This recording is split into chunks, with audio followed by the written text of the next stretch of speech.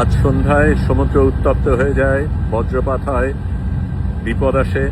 আমরা দ্রুত সমুদ্রের ঝড়ের আগে যেতে চেষ্টা করি। তবে আরেকটা ব্যাপারও ছিল, কারণ আমরা পরে জানতে পারি আমাদের সবচেয়ে সামনে যেই ফ্লোটিলা আলমা, তার উপরে ইসরায়েলি জলদস্যুরা হামলা শুরু করে। আমরা এই উত্তপ্ত সাগরের মধ্যে যত দ্রুত চেষ্টা করছি এগিয়ে যেতে।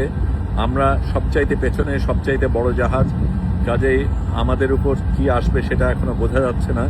কিন্তু ইসরায়েল যেটা চেষ্টা করছে সেটা অন্যদের উপর আক্রমণ করে আমাদেরকে সাবধান করার চেষ্টা করছে, আমাদের ভয় দেখানোর চেষ্টা করছে। আমরা সবাই এই ঝড়ের মধ্যে বাইরে এসে একসাথে বক্তব্য জানাই, তাদের সাথে সহমর্মতা এবং তাদের সাথে যে আছি সেটা জানাই। আমরা গান গাই, সেটা তাদের কাছে পাঠিয়ে দিয়েছি।